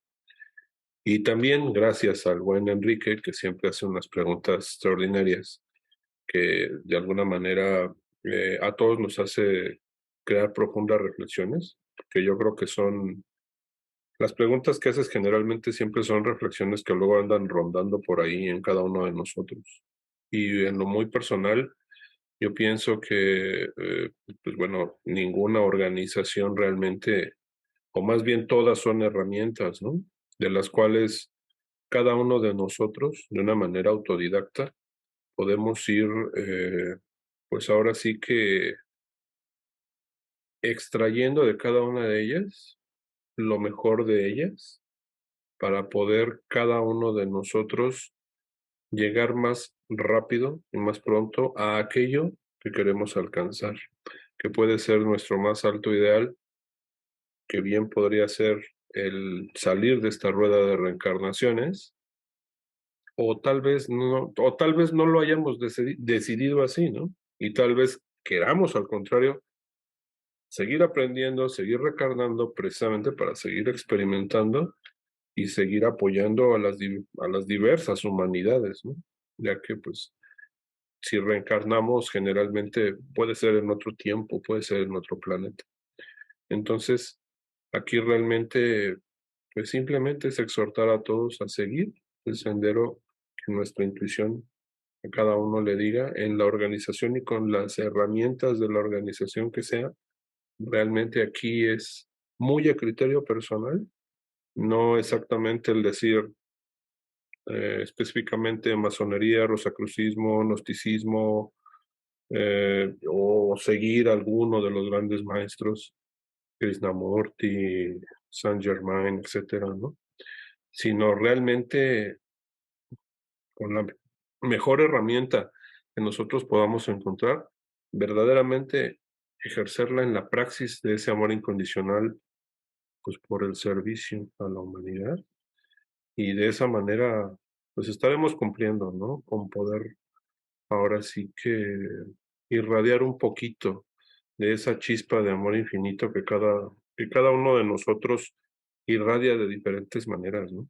Desde estar aquí en una charla contribuyendo para que esta energía vaya a los planos superiores, cumpla con su labor y los grandes maestros hagan su trabajo, hasta componer una pieza de música, hasta interpretar una pieza cantada de manera majestuosa, hasta escribir un poema, o hasta lavar un plato y hacerlo con amor o cocinar con amor. Yo creo que finalmente, pues cada quien llegará al punto que quiera con esas herramientas, mientras ahora sí que el atajo de la intuición nos va llevando de la mano.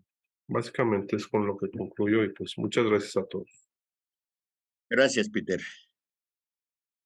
Parece que ya no hay más intervenciones. Hola, buenas noches. Hola, Leti.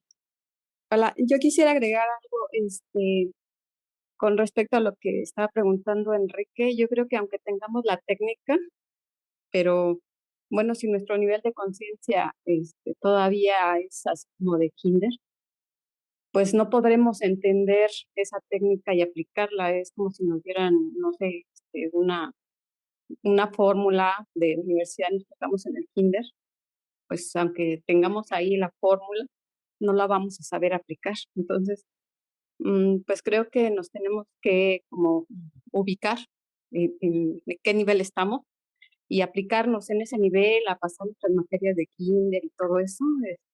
Y ya después, más adelante, pues vamos a poder entender esas fórmulas. Creo que más que nada es eso, que no podemos avanzar, sino que a un pasito a la vez, poco a poquito y a paso seguro. Creo que eso es todo. Gracias, Leti. Gracias, Leti, preciosa. Creo que ya ¿Puedo no hay agregar nadie. algo nada más? Muy rápido. A ver. En el budismo tántrico se maneja que la técnica de visualizarse y sentirse como un Buda, caminar como un Buda, porque te dice que creerte un Buda desde ahora mismo te acerca más a eso. Y si piensas que no eres un Buda, eso te aleja más de ser un Buda. Nada más. No. Mejor hay que trabajar como un Buda. Claro que estamos muy lejos y no estar pensando. Perdóname, tocayo. Desde luego que debemos de creer en algo, pero debemos de creer más en nuestras propias acciones y que entre más se parezcan a las realizadas por el Buda, pero actuando, no pensando, actuando, porque la vida es aquí y ahora y debemos trascender en este plano toda esa gama de situaciones que nos tienen encadenados, ¿no? Entonces es necesario actuar, ¿sí? Exacto, actuarlo. En la clave de la teosofía, la pregunta es, si en la teosofía se recomienda orar, y entonces dice la señora Blavatsky, orar como la oración tradicional que conocemos, que nos enseñan en las iglesias, eso no. Nosotros obramos en lugar de orar. Y eso es lo mejor. Tenemos que obrar, tenemos que actuar, no estar pensando únicamente. El pensamiento, si no lo convertimos en acción, no sirve de nada. ¿Sí? Entonces, ni creer en milagros, sino en milagros. Claro. Así es. Bien. Algo que yo quisiera comentar, perdón, es de lo que decía Quique.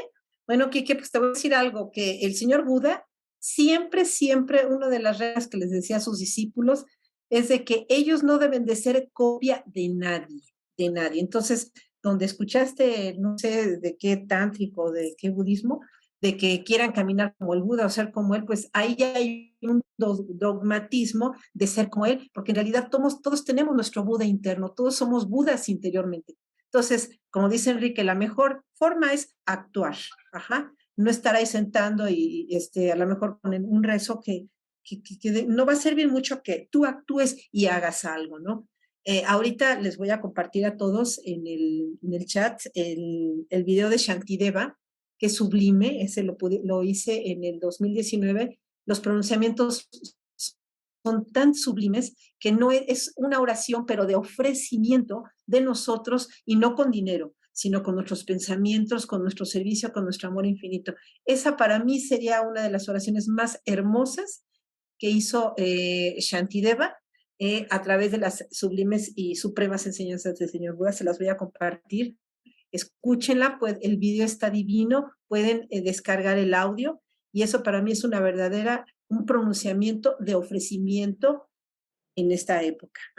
Y como te decía, no estar imitando al Buda porque estamos haciendo algo que él no quería, ser la copia de alguien. Entonces, si esas personas están haciendo eso, pues están copiando al Buda cuando él enseñó que eso no se debe hacer, sino las acciones de cada uno. Así sean pequeñitas, esa es una acción que se va guardando ahí en nuestro átomo permanente. ¿De acuerdo? Muchas gracias. ¿Y quién iba a decir algo? Carlo y Peter.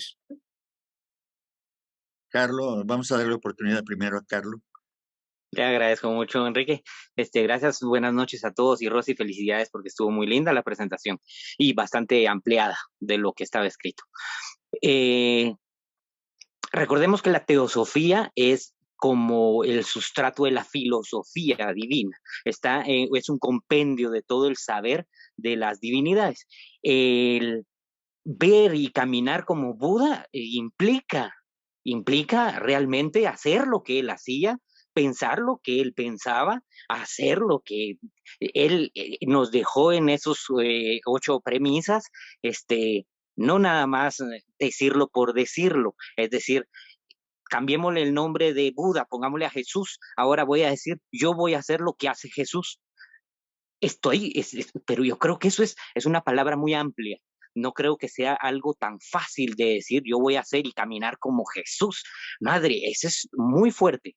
Eso es algo que nosotros a pie es imposible que lleguemos a hacer eso. Yo no puedo caminar.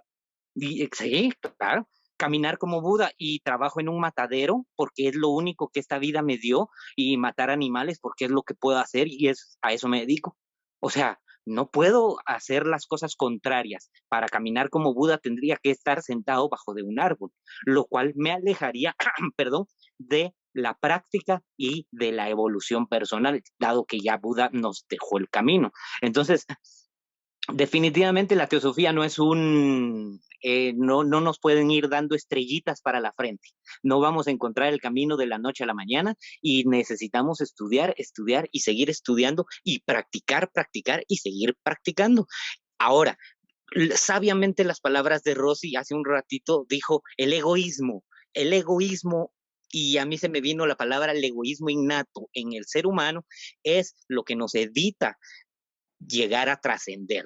Egoísmo. Ahora, imaginémonos solo todo lo que implica el egoísmo innato, desde los chiquitos que lloran por su pacha, hasta yo quiero que cualquier cosa y que si me va mal en la vida, entonces es porque nadie me quiere. Eso ya es egoísmo, es una forma tan egoísta de pensar, entonces no creo que podamos quitarnos el egoísmo de una manera muy fácil.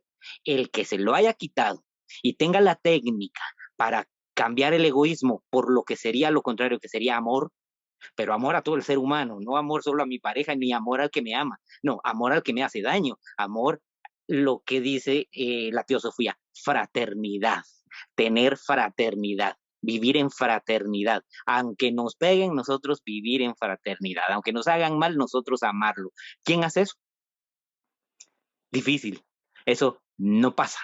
Entonces, no se puede encontrar la iluminación tan fácilmente como dicen algunos que pueden vender cualquier filosofía o religión. Simplemente eso, Enrique, pero gracias. Feliz noche. Gracias, Carlos. Además, yo preguntaría, ¿quién de los actualmente encarnados vio caminar al Buda? Para que nos dé ejemplo de cómo caminaba el Buda, ¿verdad? Bueno, Peter. Bueno, pues en definitiva, de que hay personas que hubo personas con habilidades extraordinarias, las hubo. Los testimonios están, ¿no? O sea, imagínate, a lo mejor sí me la creo, ¿no? Que a lo mejor dices caminar y actuar como Buda o como Cristo.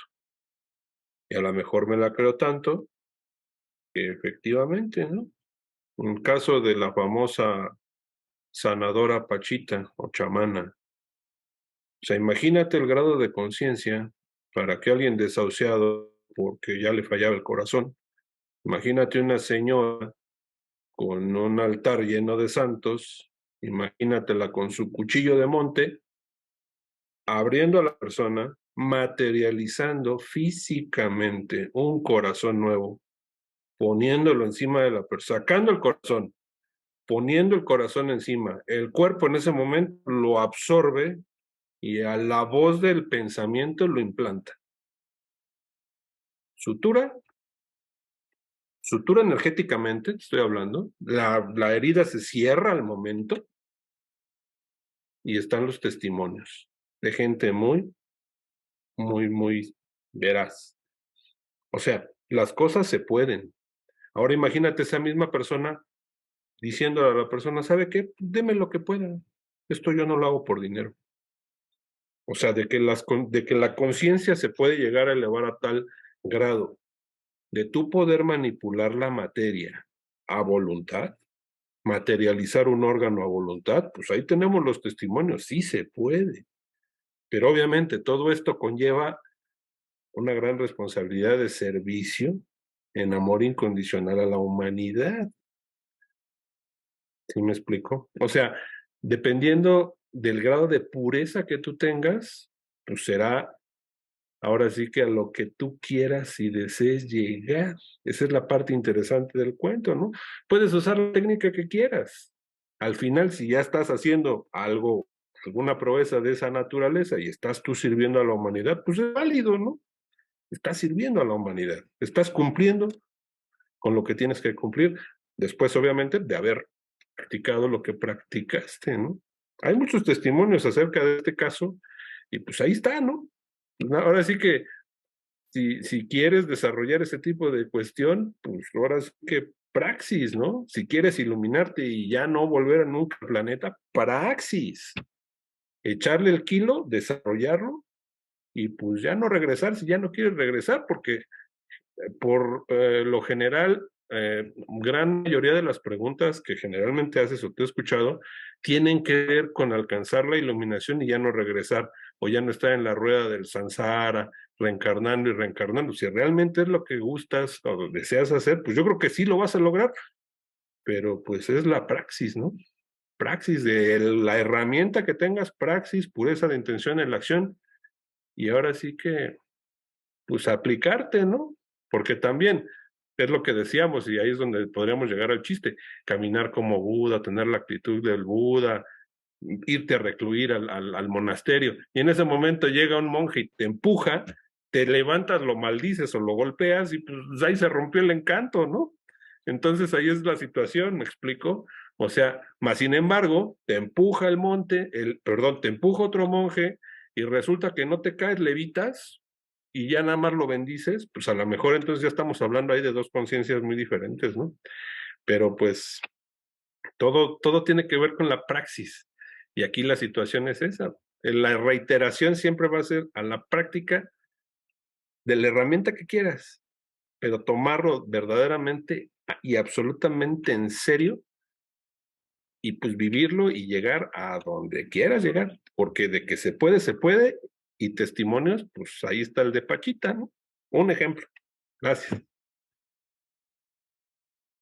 Bien, pues con esta última intervención damos por concluida esta sesión de trabajo teosófico, agradeciéndoles a todos su presencia, su participación siempre valiosa y por supuesto la invaluable generosidad de Rosy.